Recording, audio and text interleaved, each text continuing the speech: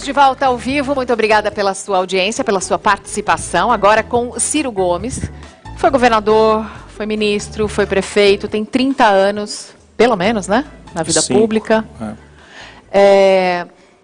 E a gente acabou de ver o Leonardo Pisciani, do PMDB, bastante otimista em relação ao governo Temer e ao futuro do partido dele.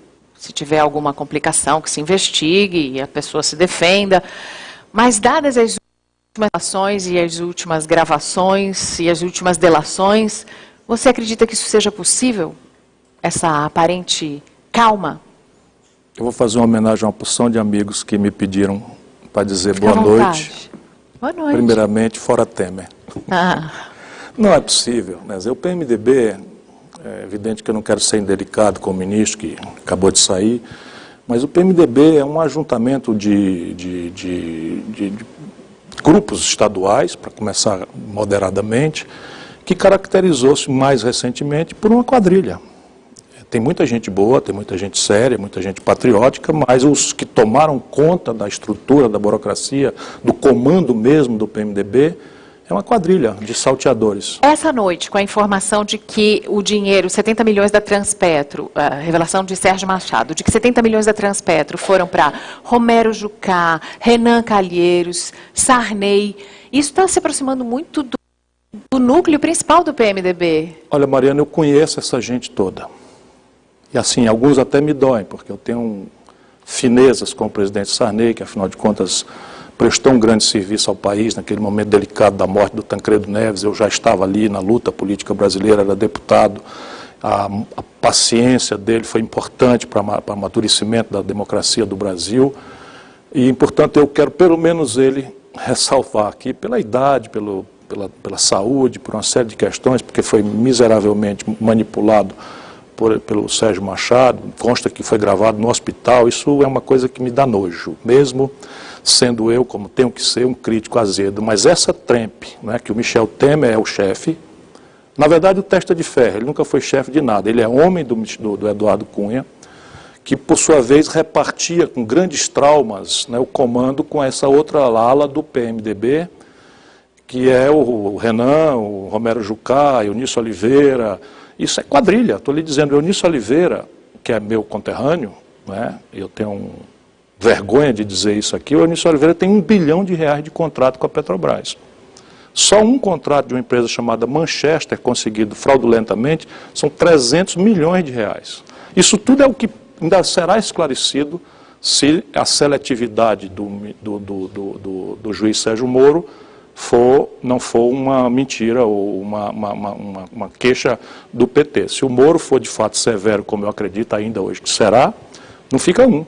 Você acredita que as investigações da Lava Jato vão além do PT? Não fica um, estou lhe dizendo.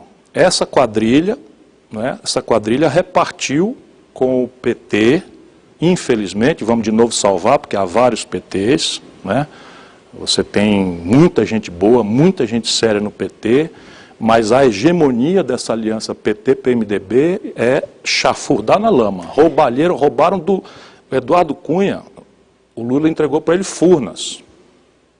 Depois a Dilma entregou para ele uma vice-presidência da Caixa Econômica. Só numa propina, numa obra dessas do Rio de Janeiro, do Porto Maravilha, está provado já, do FIFGTS, 52 milhões de reais de propina para Eduardo Cunha. Ele circulou nas contas dele, já descobertas, fora as que não se descobriram ainda, 411 milhões de reais. Botou uns 20 milhões no bolso para a madame gastar com a Prada e com Louis Vuitton, Paris, Nova York, Londres, e o resto ele distribuiu com essa bandidagem toda. Que hoje faz a maioria dele na Câmara. Você disse... Dói em mim bastante falar isso. Você disse aqui, Michel Temer é o capitão do golpe. É o capitão do golpe. Na verdade, ele é um homem de Cunha e não o contrário. Você disse isso aqui, e ainda assim, o impeachment seguiu... Ele me processou, sabia? O Eduardo Cunha ou o Michel Temer? Michel Temer. O Eduardo Cunha me processou porque eu chamei de ladrão, pura e simplesmente. E a juíza me absolveu, ele apelou para o Tribunal do Distrito e ao Supremo, e me absolveram, os três. Mas o Michel Temer, como bom canalha, não me processou por calúnia, me processou por dano moral. Porque na calúnia você tem direito de provar. e eu posso provar que ele é homem do Eduardo Cunha, e digo de novo, faça uma pesquisa, a imprensa brasileira, faça uma pesquisa da quantidade de medidas provisórias que ele, Michel Temer, como presidente da Câmara, entregou para o Eduardo Cunha relatar, e em quantas dessas o Eduardo Cunha enxertou emendas para atender interesses locais, particulares, na custa da propina. Por exemplo, o Grupo Libra botou dinheiro na conta da Madame. O Grupo Libra botou 591 mil reais na conta da Cláudia Cruz. Da Madame, exatamente. Ele nem para poupar a família, como um bom calhorda, né? Nem isso ele foi capaz de fazer. O Michel Temer tem um filho com 7 anos, e isso não necessariamente é ilegal, mas ele precisa explicar. O menino tem 2 milhões de reais de patrimônio imobiliário numa zona nobre de São Paulo. Registrado no cartório, 2 milhões de reais. Antecipação da herança. Ok, então prove a origem do dinheiro. Simples, né? Um imóvel que se valorizou muito. É possível. Não foi o que eu vi nada explicado. Mauro, perguntas do público para Ciro Gomes. As pessoas perguntam o seguinte, é notório que você pretende ser candidato a presidente da República, existe essa possibilidade de ser candidato à presidência da República em 2018. E aí, vários internautas perguntando o seguinte, como governar tendo um Congresso assim, como o nosso? Eu vou pensar 1000 vezes antes de ser candidato. Falo isso olhando para os seus olhos, para os olhos da população, porque eu já fui candidato 2 vezes e agora as coisas pioraram de um jeito tal que a tarefa para um camarada como eu, que pensa o que eu penso, que fala o que eu falo, que defende os valores que eu defendo, de ser candidato, é praticamente inumana, né? Se não me mandarem matar, né? Se não me envenenarem no processo, eu vou sofrer o pão que o diabo descascou. Naturalmente, não terão o que me chamar de ladrão, porque 36 anos, nem respondi nenhum inquérito, pode inventar um daqui para frente e eu enfrento eles. Cuidado com o seu cabeleireiro. Você até careca eu sou. Né? Isso é uma mentira infame. Ela está mencionando uma história absolutamente enojante. Conseguiram fazer uma ligação entre o pagamento ao cabeleireiro Celso Camura, o cabeleireiro não conseguiram fazer ligação nenhuma. Só o jornal o Globo, o jornalista Merval Pereira escreveu este absurdo que em qualquer imprensa de quinta categoria não faria isso. Eu acho o seguinte, você não precisa de dinheiro de propina milionária para pagar cabeleireiro. Se o presidente do Brasil for corrupto, não é um cabeleireiro o sintoma. Se ele for corrupto, nem sequer, o que não quer dizer que não haja frouxidão moral. Eu sou muito azedamente crítico da frouxidão moral de um certo novorrichismo que tomou conta de um pedaço do PT. Né? Inclusive, esse negócio de cabeleireiro podia perfeitamente ser dispensado. Usar um bom cabeleireiro de Brasília já seria de bom tamanho. Ok, está tudo certo. Mas não é razoável, e só está acontecendo, povo brasileiro, porque começou a cair a máscara do golpe. Então eles vão fazer uma onda de propaganda para ver se impede um processo de abertura dos olhos que está acontecendo com a nossa gente querida. Né? Enquanto o PT atacou as pessoas que foram na rua protestar contra um governo praticamente indefensável, como era o governo da Dilma, nos vulneramos à ruptura da democracia. E agora o nosso generoso povo está gradualmente vendo, né, que aquela motivação moral, né, contra o escândalo da Dilma está piorada, porque não é possível, em 15 dias você cai 2 ministros, mas tem 7, ele agora nomeou a ministra, ou a secretária representante das mulheres que ficaram sem representação no Ministério, uma senhora que responde por desvio de dinheiro de emenda parlamentar, que é a mais vulgar das formas e mais generalizada das formas de roubar dinheiro público. Emenda parlamentar, Luiz Erundina explicou aqui numa recente entrevista, o deputado tem direito a uma certa quantidade que ele pede para passar para um hospital, alguma entidade na sua cidade. O jeito de se desviar dinheiro você tem uma ONG ou uma empresa que acaba devolvendo uma parte desses recursos. Esta senhora, ex-deputada do PMDB, claro, né, de um estado que eu não lembro agora o nome, está acusada pela Procuradoria da República, está respondendo ao processo. Então há um absoluto despudor do senhor Michel Temer então você em se cercar de ladrões. Então tem o primeiro movimento, só terminar o raciocínio. O segundo movimento é a questão econômica. Eu quero nesse programa, se você me der a oportunidade, a gente ajudar o nosso povo a entender o que está no jogo de verdade. Né? Você tem hoje, por exemplo, ontem à noite, anteontem de madrugada, a Câmara Federal, essa mesma que fez o impeachment da Dilma, que a gente assistiu aquele espetáculo, criou 14 mil cargos novos. e deu aumento para todos os grupos de salário que já são os mais altos do Brasil. Para os políticos, os próprios deputados se atribuíram um aumento gigantesco, e no dia seguinte, quando se esperava que o Michel Temer desse alguma coerência, ele pediu um aplauso, porque isso é o PMDB. Salvo as exceções, é a fisiologia, é o clientelismo, é a manipulação da máquina do Estado para encher o bucho de dinheiro roubado. Mas talvez uma parte da imprensa esteja percebendo agora que não acabou com a corrupção. Eu não sou dos tais que critica a imprensa em tese. Eu não faço isso. Eu acho que democracia, eu já te disse aqui, é um regime de conquista. E o grande remédio para a democracia, para a questão da mídia, é o controle remoto. Então, se a Globo quer manipular minha cabeça, eu desligo. Passo para a Rede TV, vou assistir o programa da Mariana Godoy, onde transitam todos os lados da política. Enfim. Todo mundo. Ao vivo. Falou, está falado. Falou, está falado. Agora, Ciro, você disse que vai pensar 1000 vezes antes de se candidatar. Então, qual é a opção? Por exemplo, alguém que vai fazer o quê? Vai pegar em armas? Repare bem, no Brasil hoje estão acontecendo coisas que em nações menos pacíficas, para dizer uma mistificação sociológica, porque tudo que falta é paz no meio do nosso povo.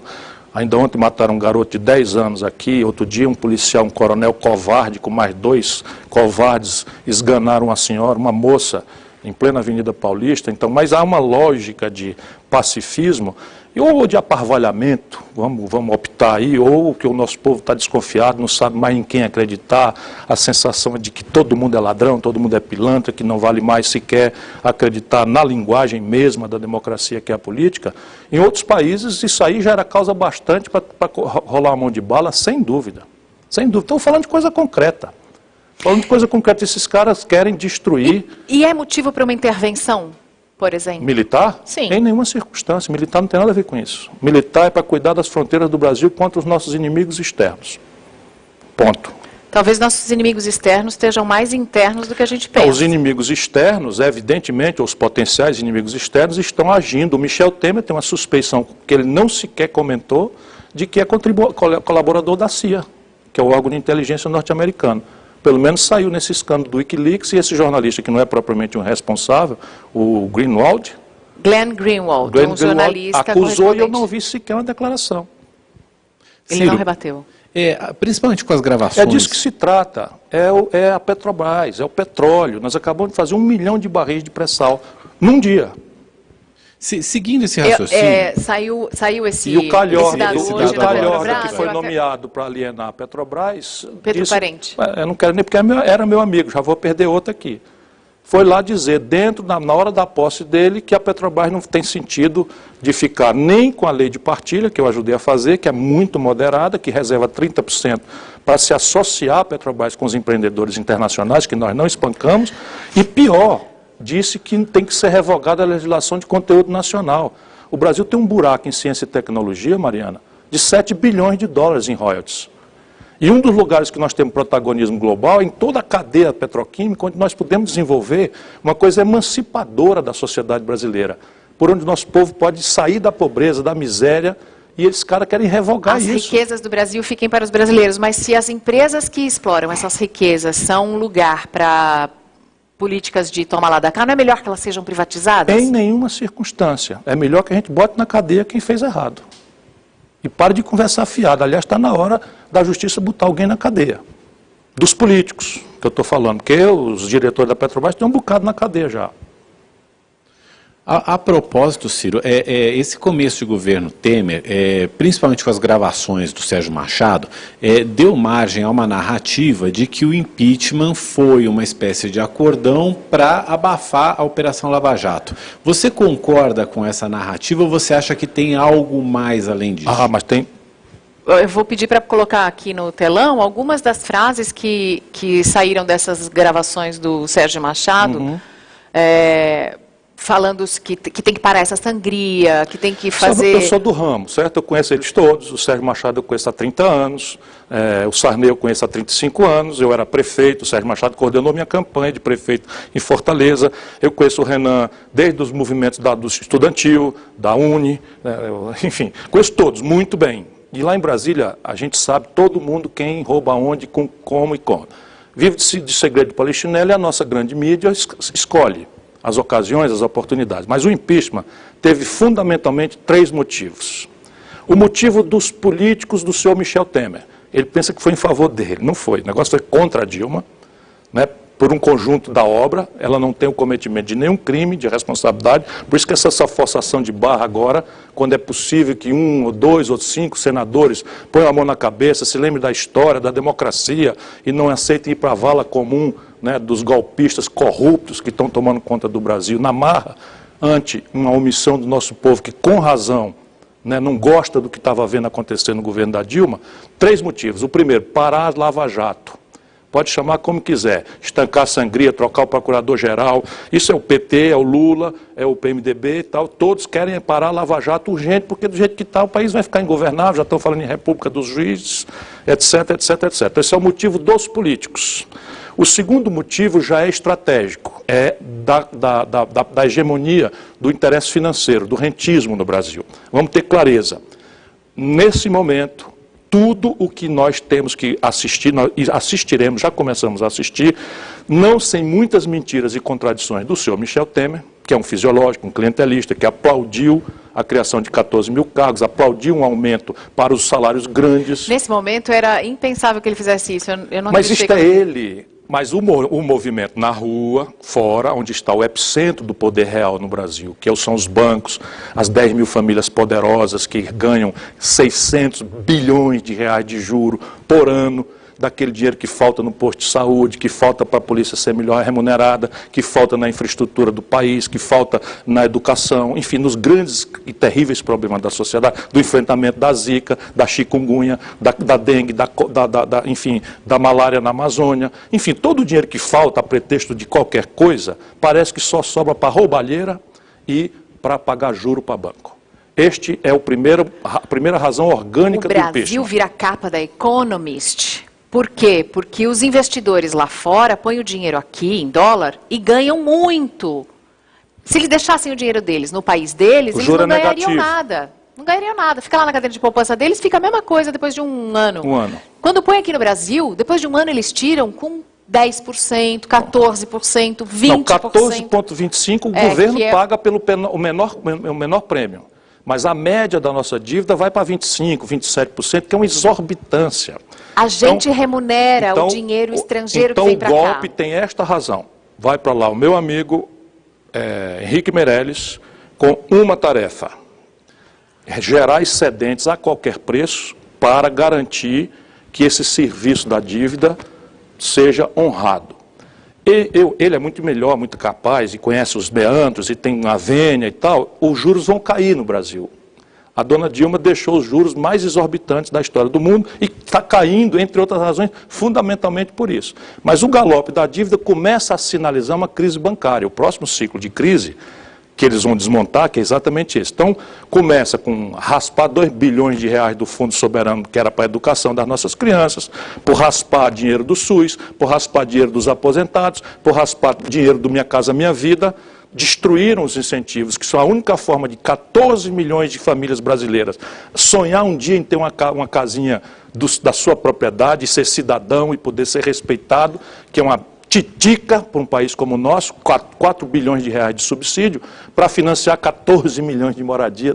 Não financia 14 milhões, mas na direção das 14 milhões de famílias, dá para fazer 3 ou 4 milhões de moradias, e estava sendo feito. Rasparam tudo isso sem a sociedade saber, para jogar no poço sem fundo, mantendo a taxa de juros criminosa que está aí. Esse é o interesse real aqui dentro. O outro interesse é estrangeiro. Esse quem está encarregado é o José Serra. Não por acaso, 2 figuras capazes. O Meirelles é muito capaz e o Serra é muito capaz. O resto é um deserto de pilantras ou de surpresas, que eu não sei o que vai ser esse secretário, esse ministro da Justiça. Me parece ter um jeitão muito esquisito, né? Agora estou sabendo que o Michel Temer ordenou, e eles não resistiram, a ideia de espionar o PT com o grupo de coisa, isso é uma coisa absolutamente intolerável. Hoje à noite, esses calhordas proibiram a presidenta Dilma de usar os aviões da Força Aérea, aos quais ela tem direito pela lei e pelo regramento que o Senado fez, e deixa o senhor Eduardo Cunha viajando nos aviões da FAB e obrigando os nossos oficiais da Força Aérea a bater continência para um marginal. Isto está completamente errado. O outro interesse é esse, é estrangeiro. É quebrar a lei do pré-sal, é permitir que a Argentina estabeleça bases militares norte-americanas no território contíguo ao Brasil, na Tríplice Fronteira e em Ushuaia. É permitir, enfim, que o Brasil, é destruir o esforço brasileiro de se reaproximar numa ordem, não é para brigar com o americano, a nossa amizade é aqui, no Ocidente, nossa tradição é com eles. Mas o Brasil não pode mais voltar à década de 50 e nós começamos a agir. Criamos o Mercosul, eu ajudei a fazer, eles estão destruindo. Eu ajudei a fazer, a minha assinatura está no Tratado de Ouro Preto, por isso que eu estou indignado. Estão dilapidando assim em 15 dias. O Serra já esculhambou a OCDE, já esculhambou a OMS, já disse que a política brasileira de relações externas... Mas como você disse, o Serra é competente. Sim, a competência a serviço do mal e da entrega do Brasil aos interesses estrangeiros. Mas não é uma competência para fazer a economia voltar a crescer, para fazer o país voltar a andar? Sabe qual é a chance da economia brasileira voltar a crescer com esse receituário? Zero. Aliás, a minha crítica ao governo Dilma era essa. Porque, repare bem, o que é que está acontecendo, Mariana? Quando você arrocha, por exemplo, a outra providência do Michel Temer, que ele não sabe de nada, ele está assinando lá sem saber de nada porque ele é um incapaz, só é um politiqueiro. Mas na hora que ele perceber o que é que está acontecendo, ele vai mentir para a Fiesp. Vem aí a CPMF. Anota aí o que eu estou lhe dizendo. Daqui 30, 60 dias, a CPM vai ser proposta. Mais um imposto. Mais um. Vem aumento da CID. Anota aí de novo que vai ter também. Tudo para passar no nariz do Paulo Scaff, da Fiesp, porque eles vão enganar, porque eles não são isso. E aí o que é que vem na prática? Eles estão fazendo uma pedalada fiscal que é obrigar o BNDES a antecipar em anos as parcelas que o BNDES deve para a União, ou seja, uma antecipação de receita, que é o que se chama pedalada fiscal. Mas na prática estão tirando 100 bilhões de reais do BNDES, que é o último lugar onde a empresa brasileira se financia. O último lugar onde a empresa brasileira se financia de alguma forma é o BNDES, já aos trancos e barrancos. Com 100 bilhões eles fecham o BNDES, que é a intenção. Tirar o Brasil do alinhamento com os BRICS, que é a reunião do Brasil, Rússia, China, Índia e África do Sul. Isso permite criar um esforço de uma ordem internacional multipolar, não para a gente brigar com os americanos, volto a dizer, mas para a gente não agora ficar subordinado ao ditado estúpido do Fundo Monetário Internacional, que para financiar o Banco Mundial, as instituições de Bretton Woods, exige aquele receituário que agora eles mesmos estão escrevendo que é estúpido, que deu na crise de 2008. Pois bem, com os BRICS, com a CARF que já está funcionando, o Brasil, enfim, o mundo pode ter alternativas de financiamento e de experimentalismo institucional, de desenvolvimento. Vai chegar uma hora que a economia do mundo, o mercado, que o dinheiro vai ter que parar de remunerar dinheiro. Dinheiro remunerando dinheiro, dinheiro remunerando dinheiro. Tem alguém pagando essa conta. Isso está perto. Por isso que o Brasil vai acabar. Por isso que o Brasil é uma das bolas da vez, a próxima é a Venezuela, e não gosto em nada do regime da Venezuela. Não me confundam. Porém, saibam os brasileiros, a Venezuela dá para nós brasileiros, por ano, 5 bilhões de dólares de superávit em nosso favor. Milhares de brasileiros ganham sua vida desse esforço superavitário, extraordinário que a Venezuela, em desfavor dela, dá em favor do Brasil, porque nós somos mais fortes, mais competitivos, temos indústria, eles não têm. E o petróleo agora despencou de preço e eles não têm mais nem como se sustentar. Portanto, não me confundam. Mas se o interesse nacional é as contas brasileiras sadias, a Venezuela é um dos nossos principais parceiros no mundo. E esse calhorda, né, já fez uma agressão que fez o embaixador da Venezuela ir embora do Brasil. E diz que agora acabou o negócio de tratar países do mundo com interesses ideológicos. Quem é que está tratando um país com interesse ideológico? É quem fazia o Brasil ganhar 5 bilhões de dólares de superávit ou quem hostiliza o principal parceiro sob o ponto de vista econômico? E o segundo parceiro é a Argentina, no Mercosul, também sob estresse. É isso que está em jogo, turma boa. Eu não gostava nem um pingo do governo da Dilma, nem um pingo mesmo. Mas ela foi eleita pela maioria do povo brasileiro. Você quer que ela volte? Eu quero que ela volte por uma razão e somente uma. E uma esperança. Ela foi eleita pelo povo brasileiro. Amanhã... Se ela voltar, vai ser um desastre. Não, não vai ser um desastre. Ela só volta se ela se comprometer a consertar os gravíssimos erros que cometeu. Ou se ela se comprometer a chamar novas eleições e pronto, botar alguém a... Eu não defendo nada fora da legalidade. Sabe, eu tenho horror porque eu me vejo um dia assumindo uma responsabilidade dessa natureza com um país como o nosso, nesses constrangimentos poderosos. Em 64, que foi ontem, os norte-americanos estacionaram porta-aviões ao longo da costa brasileira no Rio de Janeiro. Isso são documentos oficiais liberados hoje. O que eles estão fazendo hoje? Nós vamos esperar 40 anos para saber que eles estão financiando determinados grupos políticos. O Michel Temer tem que responder. Eu vou processá-lo. Assim que terminar o procedimento de impeachment, eu vou processá-lo por duas coisas. Vou pedir o impeachment dele e vou processá-lo por alta traição. Porque se for verdade que este calhorda serviu de informante de informações sensíveis do Brasil para um órgão de inteligência estrangeiro, ele é traidor da pátria. Está no Wikileaks, os documentos do Wikileaks são documentos que foram vazados pelo Edward Snowden. Esses documentos têm algumas transcrições de telegramas. Edward Snowden trabalhava na NSA, Ele que é o órgão de inteligência secreto mais do que a CIA dos Estados Unidos. Mais do que a CIA, a NSA é a National Security Agency, a Agência Nacional de Segurança Americana. Ele não gostava muito do que ele via no trabalho dele e resolveu abrir para o mundo. Grampearam a Dilma. Grampearam a presidente Dilma Rousseff. Aliás, depois de ser presidente do Brasil, que você não gosta, que eu também acho que fez um mau governo, mas a nossa presidente foi grampeada por uma potência estrangeira. Depois de ser grampeada, ainda assim ela não usava celular com nenhum tipo de codificação. Edward Snowden saiu dos Estados Unidos, foi para outros países, vive escondido, não pode voltar na Rússia. Não pode voltar para os Estados Unidos, senão ele vai ser preso. E o Glenn Greenwald, que é também um jornalista que teve acesso ao Edward Snowden, mora no Brasil e é correspondente estrangeiro aqui, publicou esses documentos que mostram que algumas conversas do Michel Temer com o embaixador americano. É isto. Então o povo brasileiro precisa saber e precisa se explicar. Porque conversar com o embaixador americano é normal. A questão é basicamente saber se isso foi republicano ou não. Né? Nessas conversas tinham sugestões de que...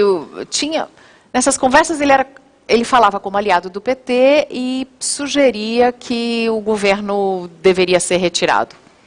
Simples assim. O atual presidente golpista do Brasil conversando com a espionagem norte-americana sobre como os brasileiros devemos organizar nosso destino. Te alui, meu irmão. Qual seria a base do seu pedido de impeachment contra o Michel Temer? O pedido de impeachment é, se consumar, o mesmo que eles fizeram com a Dilma. Porque repare bem, como é que esses senhores vão derrubar um governo que teve 54 milhões de votos a pretexto de que ela antecipou contas ao Banco do Brasil, quer dizer, mandou o Banco do Brasil pagar contas antecipadas do crédito rural, mandou a Caixa Econômica pagar antecipadamente contas do Bolsa Família e depois pagou as contas com o dinheiro que era para ser dado antes. Isso é o que se chama pedalada fiscal. O Michel Temer fez todas iguais. Então, se o Senado, os senhores senadores, que eu espero muito que uma parte deles caia em si, sabe, caia em si, põe a sua vida na história, quer dizer, um homem como Cristóvão Buarque, um homem como Riguf, que é um jovem que tem tudo pela frente. Eu não espero nada de certas figuras como Romero Jucá, que foi líder do governo Fernando Henrique, líder do governo Lula e líder do governo Dilma. Este senhor, que foi ministro por 48 horas e foi derrubado e agora está aí com a história de que recebeu não sei quantos milhões, foi líder do governo Fernando Henrique, líder do governo Lula e líder do governo Dilma. Não é possível que o brasileiro tenha perdido as vísceras. Né? Em quem mais você acredita no Senado? Sim, eu fico profundamente angustiado de ver um homem como Tasso Gereissati, filho do senador Carlos Gereissati, que sofreu todo tipo de injustiça e de perseguição e de calúnia desse tipo de moralismo falso. O Tasso sendo um grande brasileiro, um extraordinário homem público do país, não é? O pai dele era ligado ao Getúlio, que se matou por conta desse mesmo tipo de trempe, sabe, de moralismo na boca de pilantra, né? Porque a moral é uma coisa boa quando a gente fala e pratica.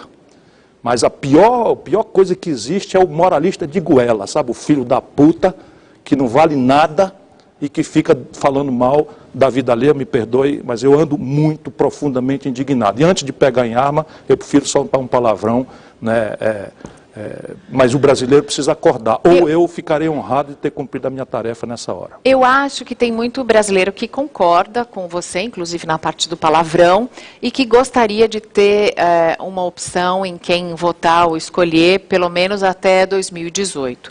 Eu não sei como vai estar o Brasil nas próximas eleições presidenciais, mas eu quero saber o seguinte. Com o seu perfil, você sobreviveria a uma presidência? Essa é a tese importante. O Brasil, só 3 presidentes da República terminaram o seu mandato no período do pós-guerra. Só 3 presidentes da República. Então a regra no Brasil é o golpe. É o autoritarismo, é o desrespeito à vontade popular, é o desrespeito profundo aos interesses populares. E os presidentes que mais sofreram, Getúlio, João Goulart, enfim, o Juscelino, todos eles sofreram o pão que o diabo amassou. Então essa é o que espera um brasileiro que conhece o ramo. Eu não sou uma criança, né? Às vezes as pessoas se zangam porque alguém me recomendou um artigo notável, Marcos Vilas Boas, tenho que agradecer a ele, né, me recomendando, entre outras coisas, eu compreendo a tese, que eu tenho que fazer yoga, né, esse outro brasileiro extraordinário estou cansado, enfim, vou lembrar já, recomendando que eu tenho que fazer como Lula, virar o Paz e Amor, e eu quero isso, eu estou há 10 anos sem disputar a eleição. Por quê? Porque eu enchi o saco, eu tinha muita crítica aos meus adversários. Aí quando eu vi os meus amigos se corrompendo, sabe, os meus amigos metendo a mão, os meus amigos fazendo o oposto do que a gente sonhava, de quer saber quem está errado sou eu. Vou ficar quieto e tal. E estava quieto. E agora os companheiros do PDT me chamaram e eu considerava uma covardia se eu, com a minha experiência, com a minha percepção, com o meu conhecimento da vida brasileira, com a respeitabilidade que, apesar dos meus defeitos, nunca respondi a um inquérito, volto a dizer isso, nada mais é do que a minha obrigação, nem que seja para ser absolvido, não tenho fortuna, não tenho rádio, não tenho televisão, fiz uma opção de vida, sabe, não aceitei receber pensão, primeira vez que eu estou falando isso em público, não aceitei receber pensão de ex-deputado, de ex-prefeito, de ex-governador, porque eu quero ser livre para lutar pelo meu país, né, e a única ferramenta que eu tenho é a minha língua. E é isso que eu estou fazendo hoje. Se eu vou ser candidato ou não, volto a dizer, não estou com vontade, não estou com nenhum pingo de vontade, mas serei se eu considerar que essa é a minha obrigação. Ciro, alguém vai ser e alguém vai ser eleito. Vou repetir a pergunta, como governar? Isto é que era importante, eu me emocionei de novo aqui. Repare, os 3 que terminaram dão uma pista. Então eu não sou poeta, eu tenho exemplos práticos. Então, quem são os 3 que terminaram? Juscelino, Fernando Henrique e Lula. O Lula, enfim, qual é o que tem de traço em comum? São 2 características, 2 habilidades, 2 manhas, ou 2 elementos da ciência política brasileira, que nos permitem superar a lógica de impasse do presidencialismo. Está aí, a Dilma propôs um déficit de 90 bilhões, o Congresso travou, veio o Michel Temer em 48 horas, propôs um déficit de 170, falso, e o Congresso aprovou de madrugada. Esse de 170 bilhões era para acomodar esses aumentos todos que vieram e talvez os 14 mil cargos. Sim, e mais a propaganda para dizer que recebeu uma herança maldita e tal. O Pisciani não mencionou a palavra Dilma nenhuma vez aqui. Não é possível que as providências todas de fazer uma segurança muito bem planejada, as obras todas, 95%, 97%, 98%, foi o Michel Temer em 20 dias. O projeto de transposição de São Francisco, um sonho centenário do Nordeste, está quase pronto. Enfim, a Belo Monte, uma das mais impressionantes obras de geração, ficou pronta. O governo Dilma porque é um desastre também de comunicação, mas e se desconstituiu porque mentiu na campanha, porque não administrou bem a economia, foi querer administrar com a receita dos outros, acusou a AES de fazer uma coisa que ela própria foi fazer. E tentou fazer, nem isso não conseguiu. Não, pelo contrário, agravou profundamente. Por tudo isso ela não pode voltar. Ela não pode voltar, Vamos falar sobre isso num ponto.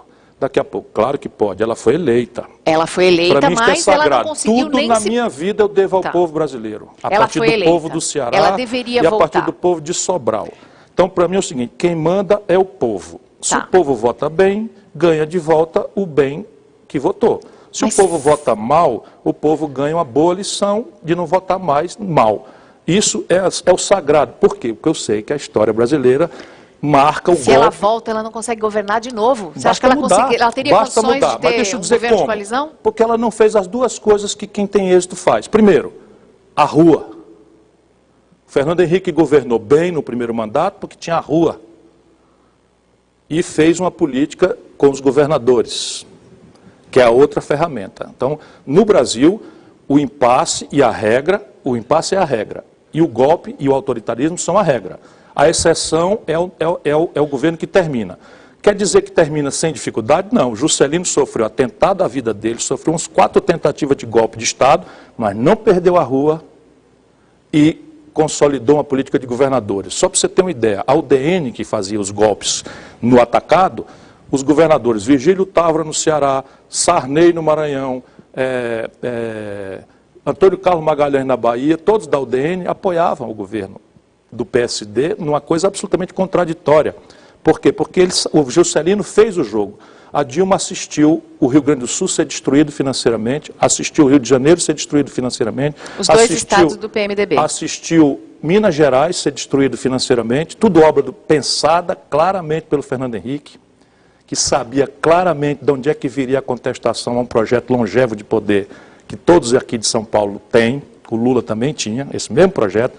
O grande problema do PT é imitar o PSDB, sendo que o PSDB é orgânico, a plutocracia global e local, e o Lula é um novo rico que alimentou a ilusão de ser Deus. Estou muito irritado porque ele é o responsável por ter botado essa canalha na linha de sucessão do meu país. Você participou do Foro de São Paulo, do primeiro? Eu fui lá algumas vezes, mas eu não acredito naquilo.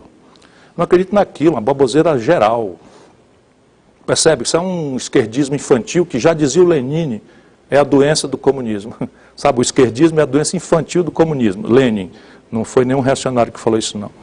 Ciro, queria a tua opinião sobre reforma política e reforma da Previdência. Dá para mexer na caixa preta do Judiciário? Inclui. Vamos com calma, né? Peraí, o Judiciário acho que merece uma reflexão à parte. Você me cobra já já. Sim. A Previdência Social brasileira, para a gente ajudar o nosso povo a entender o assunto, ela será um problema grave e, portanto, precisamos tratá-la enquanto é tempo. Estourou uma lâmpada aí. E eu vou tentar explicar rapidamente, quanto possível, esse problema. Mas hoje, o brasileiro precisa saber, hoje, se você pegar todas as receitas que estão legalmente criadas para financiar a Previdência, vamos lá, contribuição social sobre o lucro líquido, pô, vamos nem ouvir falar, CSSL, PIS/COFINS, contribuições previdenciárias, se você juntar isso aqui, a Previdência é mais que se paga. Portanto, neste momento, é mentira que o Fernando Henrique fez, que o Lula fez, que a Dilma fez, de que a Previdência está em déficit. Não está. Quem está em déficit é o país. Tá? Dado que a Previdência tem receitas vinculadas. Vou terminar. Porém, o Brasil, quando montou esse regime, tinha 6 garotos ocupados trabalhando para financiar um aposentado com 60 anos de expectativa de vida. Hoje, 1,6 a brasileiro trabalhando com expectativa de 70. Então, nós precisamos desarmar essa bomba. A questão da política, esqueça. Não há como se fazer reforma política. Como? A institucionalidade em vigor gera a representação que temos. E essa representação que temos tem um monopólio da lei que organiza. Só um presidente muito forte, que conheça o ramo e que seja capaz de mobilizar a população em plebiscitos e referendos, quebra essa castanha. E não precisa ser para agora, você diminui o conflito, pondo para vigorar daqui 2 eleições, 3 eleições, 4 eleições. Ciro, vamos deixar a questão sobre o Judiciário para falar no Periscope, para o pessoal que segue a gente, porque a gente terminou o nosso tempo, mas eu agradeço, eu acho importante que as críticas, mesmo essas azedas, sejam feitas para que seja feita uma reflexão em casa para quem está assistindo. Eu amo o Brasil e estou vendo meu país ser destruído. Não é razoável. Minha geração lutou muito para que a gente desse ao povo brasileiro a prevalência e que sua vontade fosse a vontade superior. Hoje o povo é o que manda menos, os barões é que estão mandando e tem coisa muito ruim pela frente ainda. Obrigada, Ciro Gomes. Obrigada pela participação. E o que eu faço para não perder a esperança? Luta. Eu estou lutando aqui.